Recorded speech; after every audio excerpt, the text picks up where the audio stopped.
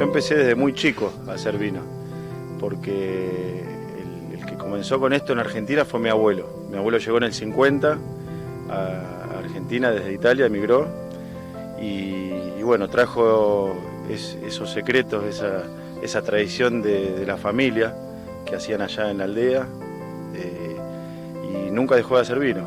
De hecho, dejó esa enseñanza en mí y bueno, yo continué. Ya cuando él era muy viejito, ya lo hacía yo solo el vino, y aquí estoy haciendo vino.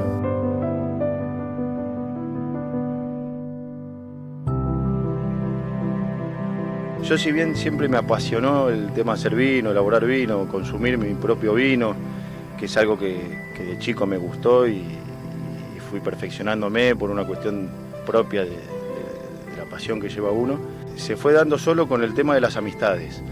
Ya cuando uno empieza a hacer juntadas, ya más de grande, en las peñas, en las reuniones de amigos, siempre lleva una botella, prueben, esto lo hago yo, y bueno, y se fue haciendo una ola que me llevó a esto, a hacer cantidad de vino para conocidos. Fue, digamos, haceme a mí, que yo quiero, el año que viene hacer un poco más, cuánto sale la uva, compramos, hacemos, y se fue andando así, como un juego fue esto. Y hoy en día, bueno, estoy llegando a lo que uno hubiese soñado siempre, que son esos sueños que parecen que no van a pasar nunca, que se hacen realidad, pero de casualidad, digamos.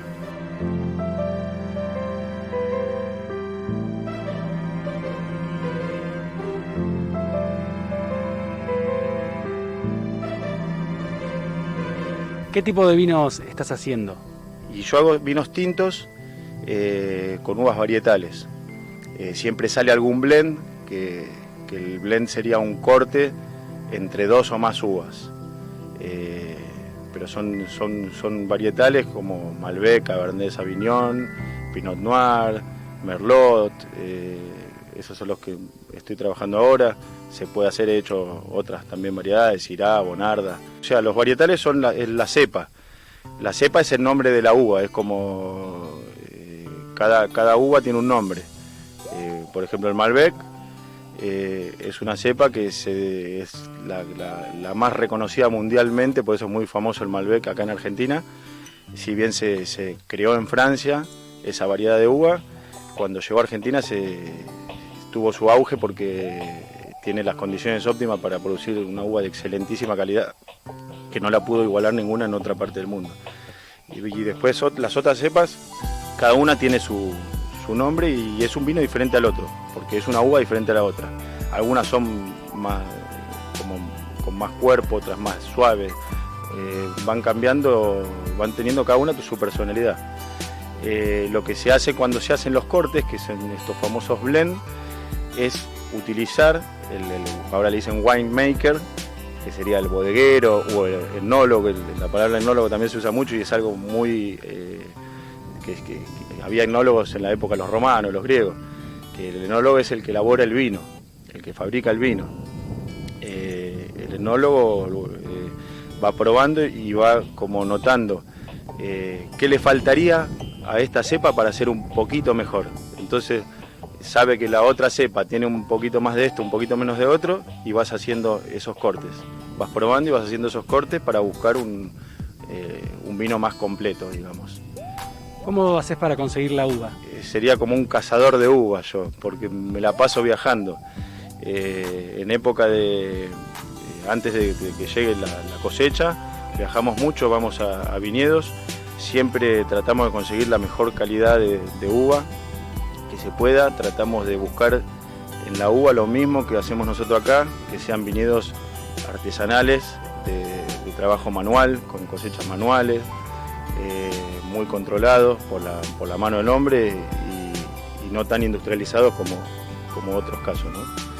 Entonces es lindo, es algo también por lo cual me apasiona este trabajo, porque a mí me encanta viajar, a mi familia también, que me acompaña mucho, y bueno, a veces hemos hecho vacaciones especiales para buscar uvas. Nos tomamos días para viajar y conocer lugares y gente que está en el tema de los cultivos. Y eso es otra cosa que voy a aclarar, porque Hay mucha gente que cuando uno habla de bodega piensa que es un viñedo, y en realidad son dos cosas diferentes que pueden estar juntas o no. La mayoría de las bodegas tienen viñedos, son viñedos y bodegas, pero hay muchísimos viñeteros que solo producen la vid y la venden a bodegueros, que después elaboran el vino. En este caso yo sería un bodeguero. Esta zona es una zona complicada para la vid, porque la vid necesita suelos muy drenados, mucha amplitud térmica, poca precipitación, y acá hay muchos factores en contra que hacen que sea difícil cultivar la vid acá. Ya te digo, no es imposible, es más, hay variedades que por ahí se pueden llegar a dar, pero bueno, es algo que lleva una inversión, un tiempo, una prueba y error, que nada, es algo que no es tan sencillo, pero es posible. Le contamos a la gente cómo es el nombre y por qué se te ocurrió ese nombre. Fruto Prohibido, bueno, este nombre es de esta primer línea que estamos envasando ahora, que son vinos jóvenes, por varias cosas. Una, el fruto prohibido, en la Biblia se habla del fruto prohibido como que es la manzana. En latín malus, cuando se traduce la Biblia, malus tiene dos significados, malus por manzana y malus por malo. Puede haber una confusión, como no, que hayan hablado de malus por el fruto malo y no por la manzana, y pueda llegar jugando así, pensando un poco como en un juego, pensando que podría haber llegado a ser la uva, ¿por qué no? Entonces salió como una cosa de qué pasa si el fruto prohibido en vez de la manzana hubiese sido la uva, y bueno, inventamos esta Eva moderna. Y bueno, y el fruto prohibido es el vino de los jóvenes, de las peñas, de las juntadas. Es el vino, digamos, más joven. Como es el vino más joven, es el vino de los jóvenes, y la imagen y todo está apuntando más que nada a la juventud. No digo que no lo puedan beber en familia con el padre, con el abuelo, pero bueno, es esa la publicidad a la que yo quise llegar con el fruto prohibido. Después vamos a tener dos tipos de vino más adelante, que ya son vinos criados en tonel. Estos vinos están criados en fermentadores y en tanques de acero inoxidable, y el roble se lo aporta en chips, que son pedacitos de maderitas de roble. Después hay vinos más sofisticados que criamos en toneles, que son vinos reposados, se le dice, que son vinos que tienen unos 8 meses de crianza en tonel, y después más adelante son vinos reserva que ya tienen un mínimo de 12 meses en tonel, se crían un año en barrica.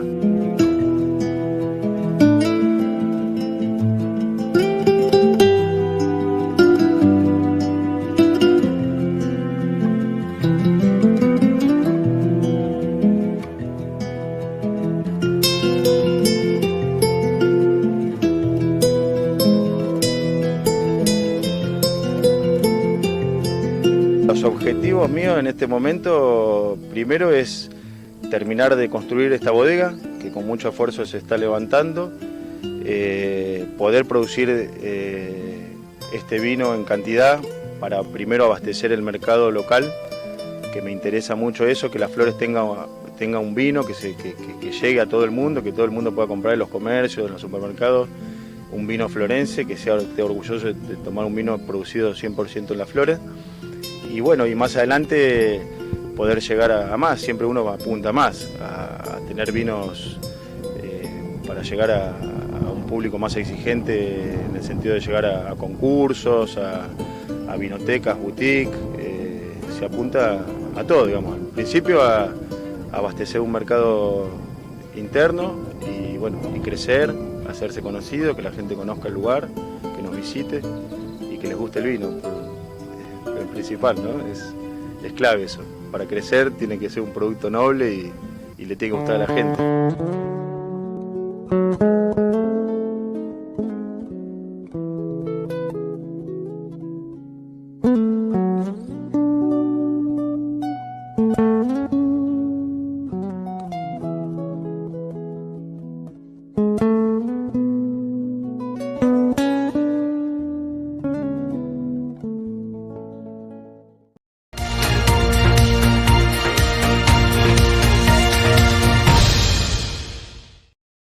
sub-13, con inferiores, invitaciones para los torneos regionales que empiezan a aparecer, ¿no?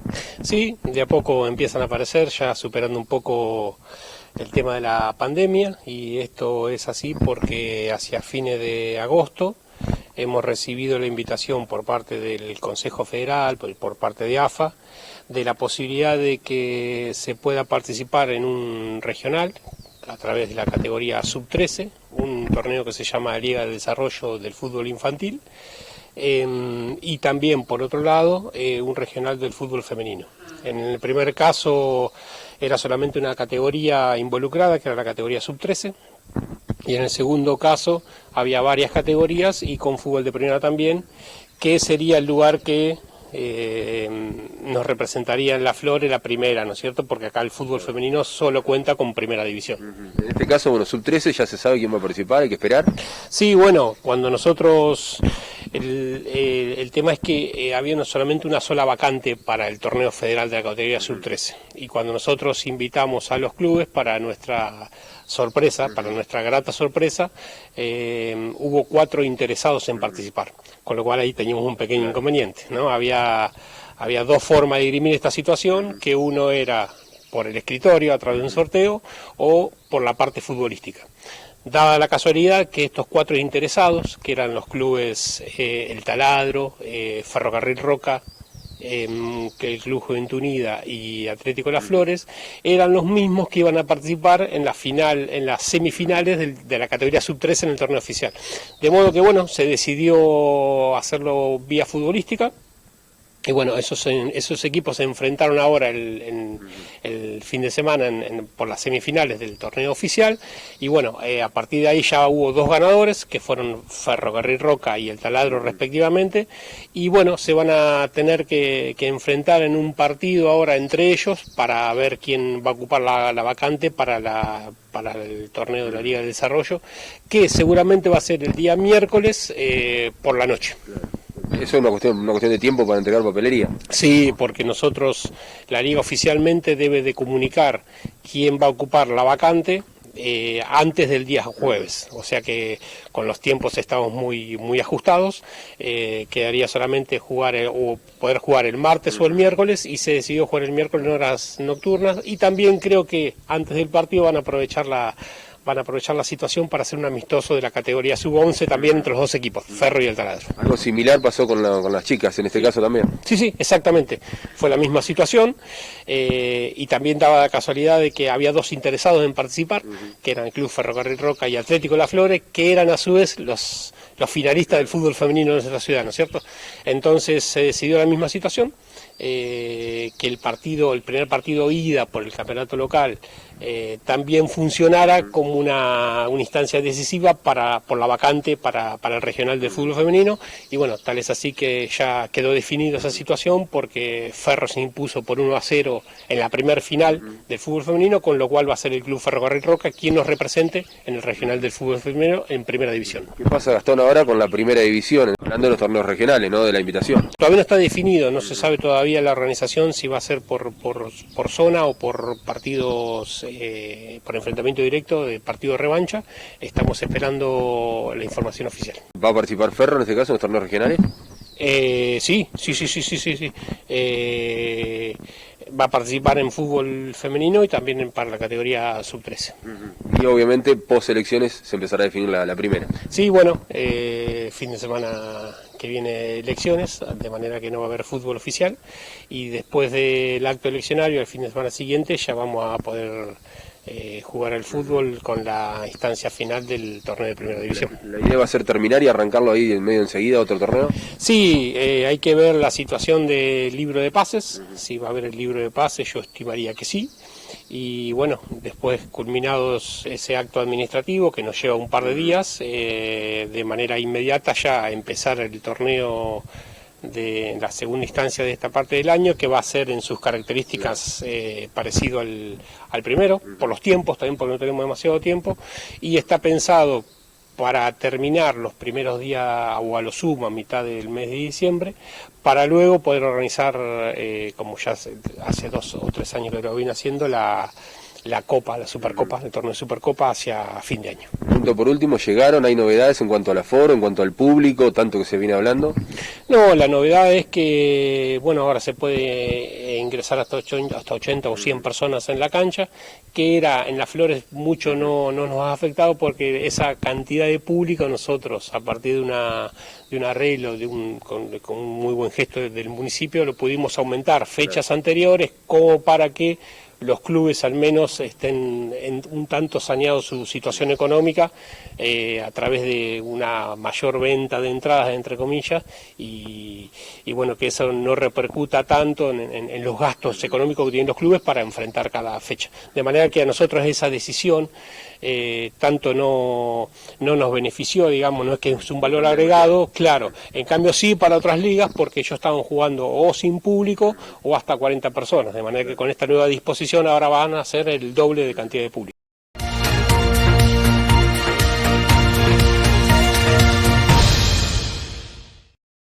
Corriendo la provincia, los distritos y obviamente dando apoyo a los candidatos locales. Acompañando a Fede, a Guillermina, a Seba, a Leo, a todo el equipo de Adelante las Flores y de este espacio de Juntos, que la verdad que vemos estas candidaturas locales y la candidatura de Facundo Manes a nivel provincial como una bocanada de aire fresco. Digo, la misma connotación o consistencia que tiene la lista de Facundo Manes a nivel provincial, donde se ve una integración de personas que dieron el paso, es decir, personas que no venían de la política y que tomaron la decisión de involucrarse en el momento quizás de la política más difícil de la historia de la Argentina, como pasó en el 2001, hoy da esa decisión Facundo Manes trayendo todo su expertise y dando un mensaje a la ciudadanía. Bueno, ese mismo mensaje que dio Facundo Manes a nivel provincial y que hoy está contagiando y lo vemos como una ola que es imparable, está pasando lo mismo en Las Flores con Fede, que dio ese paso también, que se comprometió por su ciudad y que está construyendo una conducción y un liderazgo de la coalición opositora que la verdad que se está viendo con mucha expectativa. Porque decís mucha aceptación hacia Manes en la provincia. Sí, la verdad que Facundo Manes creo que tiene una propuesta inspiradora en la provincia. Digo, en un momento muy difícil, porque todos de una forma u otra estamos peor de lo que pasó en estos últimos 2 años, económicamente, de nuestra salud, o perdimos un familiar, o un ser querido, o un trabajo, o una empresa, digo, y esa tristeza, esa apatía, esa resignación que se vive en la calle, se vive distinto cuando con esta candidatura de Facundo Manes, digo, que da esperanza, que tiene un mensaje muy concreto, que habla de educación, que habla de la nutrición infantil, que habla de dar un salto de época a un modelo del conocimiento y aplicar la ciencia de investigación en la producción, en la vida, digo, de nuestro país y de nuestra provincia, y sentimos como esa química, esa mística que está naciendo de este proceso político, que está invitando a mucha gente. Casos como el de Fede se están pasando en un montón de distritos, y creo que eso le da oxígeno, le da un nuevo aire a la política, y creo que está logrando representar a un montón de gente que no se sentía representada. Las problemáticas que tiene nuestra provincia son estructurales, digo, hace tiempo que son las mismas: desempleo, la inseguridad, la educación o nuestro sistema educativo. Si vos recorres la Quinta, y más allá de muchas problemáticas que se van repitiendo, prácticamente son todas, y creo que la pandemia lo que hizo es darnos una piña en la cara y mostrarnos que todos esos problemas que tenemos, digo, se hacen cada vez peores y se ponen más al relieve. Entonces creo que esa discusión, digo, por eso es tan importante también debatir, cambiar el paradigma de la política. Hace 20, 30 años que de una forma u otra vienen gobernando nuestra provincia los mismos signos políticos. Entonces, me parece que es momento de apostar a un cambio, de algo distinto.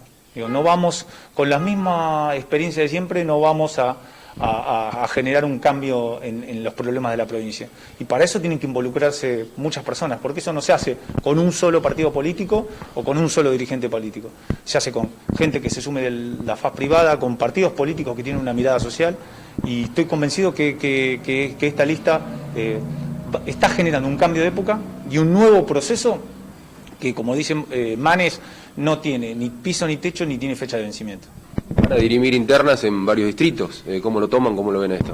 Bueno, Primero, muy importante, desde que se estableció la ley de paso en el 2011, pareciera que hay que explicar cuando hay paso, porque no se utiliza la ley. Digo, entonces es importante que se utilice la ley, que sean los vecinos y los ciudadanos los que diriman, los que elijan cuáles son sus candidatos. Y después de dramatizarlo. Digo, acá, si hay algo que tiene claro la coalición opositora, en el nivel nacional, provincial y aquí en lo local, es que hay una unidad como factor estratégico. La mirada es, la coalición, hay una mirada de unidad. Ahora, está claro que no es lo mismo. Digo, y eso es importante ponerlo en relieve. Digo, no es lo mismo aquí, ni no es lo mismo en la provincia. Digo, ahí se ponen en juego también dos modelos, digo, de apostar a más de lo mismo, aquello que apuesta al antagonismo, que quizás tuvo una experiencia que no fue la mejor en la conducción de la gestión gubernamental, con una nueva mirada totalmente distinta que viene a renovar la política, que da un nuevo aire. Bueno, serán los vecinos y vecinas de toda la provincia de Buenos Aires los que decidan cuál es la mirada o el nuevo liderazgo que quieren para la coalición. Si hay alguien que creo que sale más golpeado de la pandemia, un sector de nuestra sociedad son los jóvenes. No tuvieron acceso a la educación, yo soy docente, no tuvieron la educación como corresponde, digo, desde la presencialidad, que la virtualidad todos sabemos que no es lo mismo. Parece que no tienen opciones laborales, hasta han sufrido un encierro eterno que no pudieron ni siquiera relacionarse con sus pares. Entonces, la juventud, si hay resignación en la calle, digo, la juventud es quien la mayor lo recibe y lo siente. Por eso hay muchos jóvenes que se están empezando a sumar, porque entienden que la única forma, y lo entienden bien, porque son muy vivos, que la única forma de salir es participando. También lo supieron leer Fede, Leo y tantos otros que dieron el paso. Entonces, estamos convencidos que la juventud va a ser central en el modelo político que viene, y pedirle a todos los jóvenes de Las Flores y de la provincia de Buenos Aires que toda esa resignación, ese enojo, no lo conviertan en bronca a la hora de ir a las urnas, lo conviertan en esperanza y acompañen a la única lista que está discutiendo el futuro en la provincia. ¿Y que hay un mensaje? ¿Cuál es para los electores del domingo? Me parece que el central, el más importante, es decirles, cada 2 años nosotros tenemos un deber fundamental. Quizás como ciudadanos tenemos varios deberes y varios derechos, pero el más importante es el voto. Digo, decirles que más allá de la bronca, que la sabemos, la entendemos, más allá de la resignación, de la tristeza que da haber estado en el medio de una pandemia y todo lo que sufrimos en la pandemia, lo conviertan en esperanza, lo conviertan en energía, no voten antagonismo, voten proyectos y modelos de país, y vayan a votar, a manifestarse el voto en lo que les parezca lo correcto, y por supuesto aquí en Las Flores la mejor opción, y la opción que así lo significa, es la de Adelante Las Flores con Fede, con Seba y con todo el equipo.